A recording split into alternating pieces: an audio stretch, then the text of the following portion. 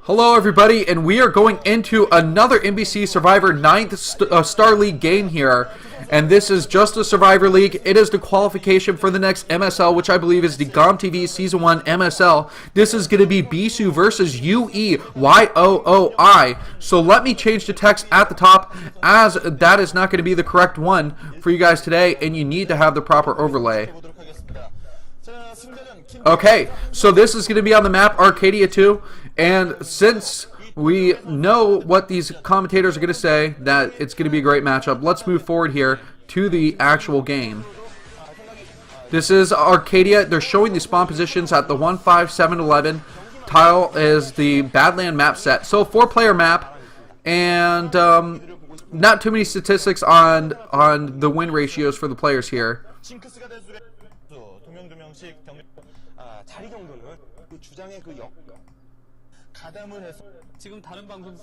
And I'm sorry for the stutter here.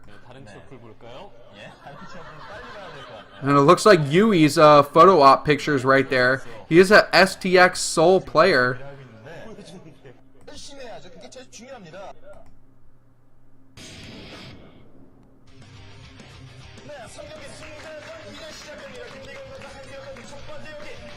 Alright, and it looks like we do have the games getting ready to start now. They're flashing the lights, showing the players. Bisu on the left side again. Like I mentioned in his last 9th MBC Survivor Star League game, that Bisu's lucky side, his lucky booth side, is the left side. And he's absolutely amazing against Zerg players when he does sit there. So Bisu, who's playing for MBC, versus the XTX player Yooi. He is a Terran player, and so this is going to be a PvT.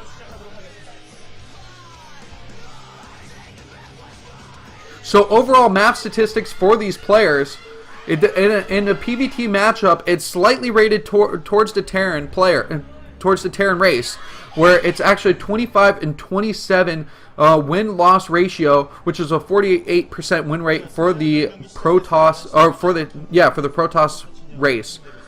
Bisu, he has inside the game, spawned at the top left corner. Meanwhile, Yooi is spawned at the bottom right. And these players are ready to go on this far spawn positioning. It's going to favor, I would say, Bisu in this location, because he will be able to get 3 bases very quickly here. And as I say that, I think that being able to get those, getting a fast third nexus on this map is absolutely crucial, especially when you think about how the map is laid out. You have your main base, you go down the ramp, and there's a gas and mineral expansion right there, but the actual opening to your natural base is also protecting a third base where you can get a mineral only location. So getting that mineral only is absolutely important, where you can pressure your opponent quickly with tons of zealots, or you could go for a carrier style build here, which may be possible.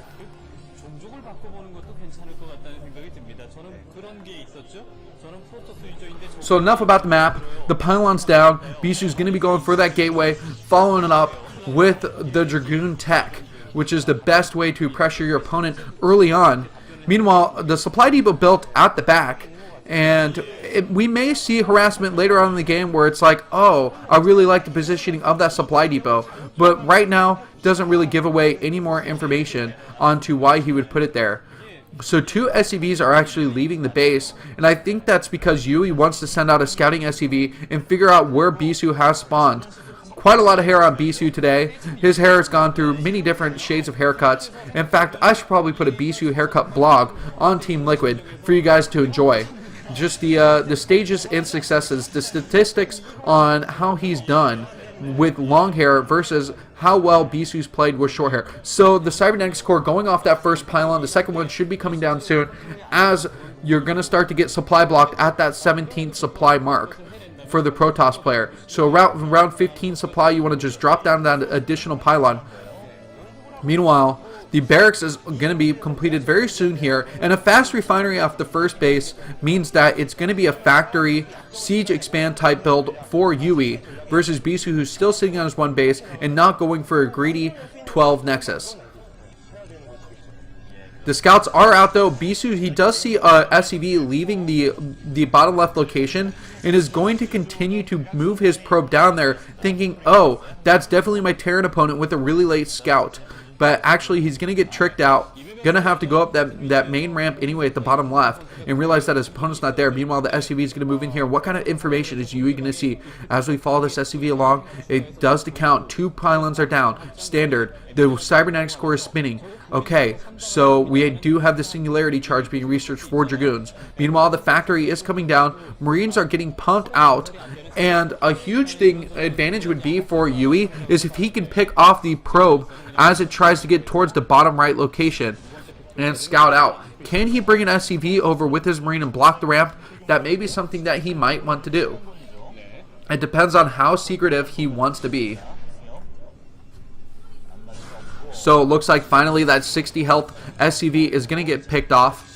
And that the Dragoon's going to be working its way down towards the bottom of the ramp. So a couple Marines here were able to pretty much defend the scouting probe that Bisu had. And a robotics facility coming pretty quickly off this one base.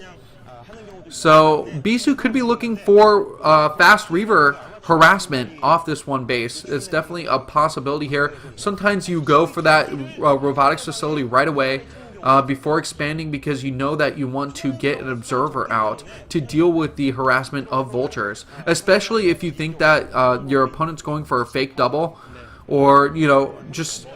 If Biomech is going to be coming at you, you want to be absolutely prepared for it. So Bisu's sending his Dragoons down to scout out right away.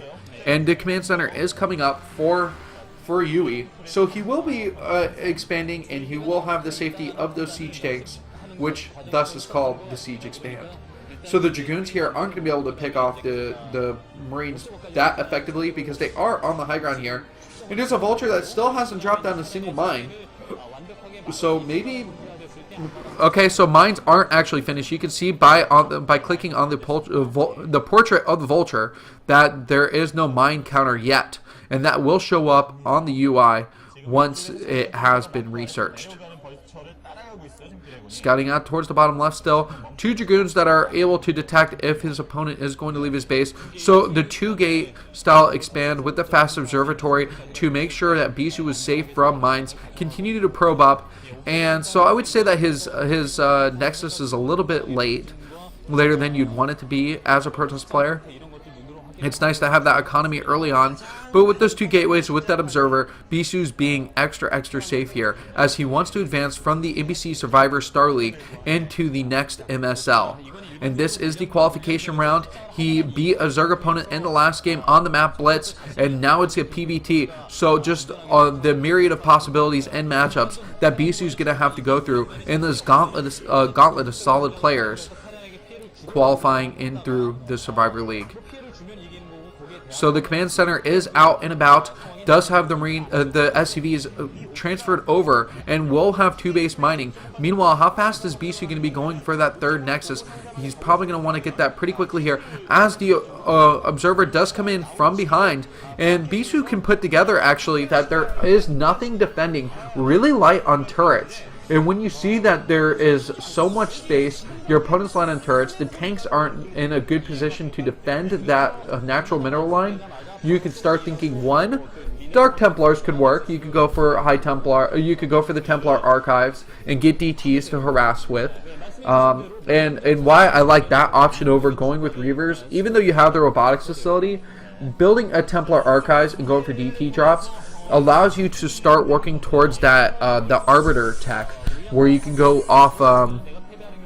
You can start producing Arbiters and having the core army built up here. But Bisu did go for the robotic support bay, which will allow him to get the deathly volatile Reavers out on the map. So still a huge lack of anti-air, no turrets, no Goliaths. Not sure I even saw an armory.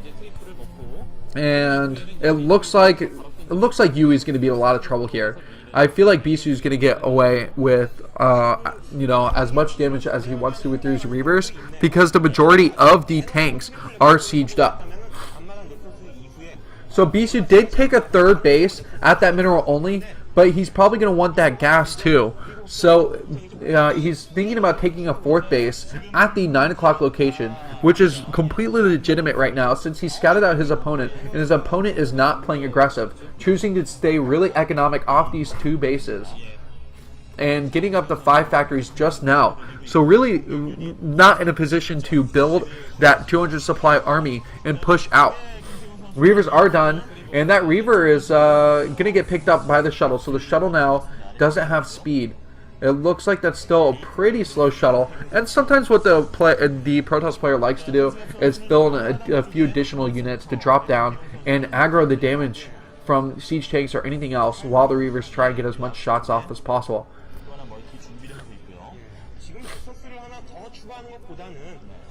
So the more observers are getting pumped out by Bisu, and that's something I like to do too, is consistently pump observers, so that way you can maintain optimal vision on the map.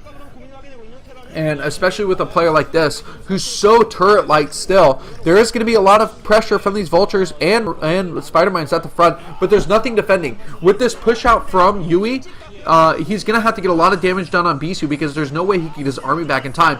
And the Reavers are just going to go crazy. Lots of SCVs dying. Huge shots go off. And Bisu, he needs to lift those Reavers back up and get towards that natural mineral line now to continue to do the damage here. And Yooi, can Yooi respond? It looks like his SCVs aren't getting pulled quickly enough. Oh my god, all those workers. He practically has, you know, like less than a dozen workers left after this much investment into the game. If Yooi loses his army, he's absolutely going to lose this game. Trying to use spider mines too, but the splash damage of the spider mines is of the scarabs is going to kill off those spider mines in the ground here. So there's no more mining for Yooi. He's absolutely starved out now, and there's an opportunity for Bisu to bring his Reavers back now and help with the defense. Bisu was actually forced to move his probes from the natural nexus because the siege tanks are within range. But Yui's going to run out of scans, which means that he won't be able to continually hit that natural expansion. Meanwhile, all the probes are just feasting on the minerals at the 3rd base anyway. And so that's not a big deal for Bisu, who's not hurting at all in economy. Meanwhile, vultures are just continuing to get pumped out here. There's not much left for Yooi though, and I don't think that there's a possibility he can come back in this game. Scans are not needed. I made a mistake there. There is a barracks floating over at that cliff, so infinite attacking from those tanks. But as soon as the Reavers do come back, but they're opting to just kill off the rest of the SCVs anyway. Okay, we'll take the Scarab to SCV trade here. And he's actually going to be taking out supply depots. Look how quickly those are going down too. Is that the best use of the costly Scarabs? Sure. Yui's absolutely broken right now. He has like less than 4 SCVs scattered around the map here. Only 2 at that natural.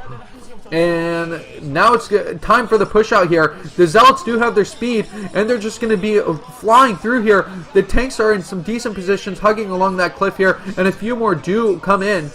And it looks like the Zealots are going to clear out some more tanks here. And any trade that Bisu has right now is a cost-effective trade. Even if Bisu loses his army, he will be in an okay situation because he can actually re-macro up. And so the last of the SCVs are going to get cleaned up. Yooi will have no more mining at this point. He cannot even produce any more SCVs. He spent all his additional minerals into this army as he's trying to push forward here. But he has nothing left. 6 tanks, 2 vultures. The time has come. Yooi has to take siege moment right now, but the push out comes. A slow Reaver in the back. A couple of these Zealots will just clear everything out anyway, and Bisu's going to take this game. It looks like it. Even with those dead Dragoons, the Zealots, there's too many now, and the army's cleaned up. GG. Bisu shield able to take that game, and he's one step closer to surviving the MBC Survivor Star League, the 9th MSL, which will bring him to the actual past the qualifying round MSL into top 32. He needs to win at least one more game here to ensure his advancement. So what an incredible game for Bisu, who did a great job of scouting the turret situation and moving in with 2 Reavers to pick his opponent apart. And poor Yooi, the XTX Soul Terran, is going to have to end this day. So thank you guys for watching. This is the Bisu Hour. On the microphone is Bisu Dagger, and that's going to conclude the games for today. I hope you enjoyed them as we watch tomorrow, does Bisu make it out of the 9th MBC Survivor Star League and advance into GOM TV MSL Season 1? Stay tuned for that tomorrow as we enjoy those games. Goodbye, have a good day, and take care.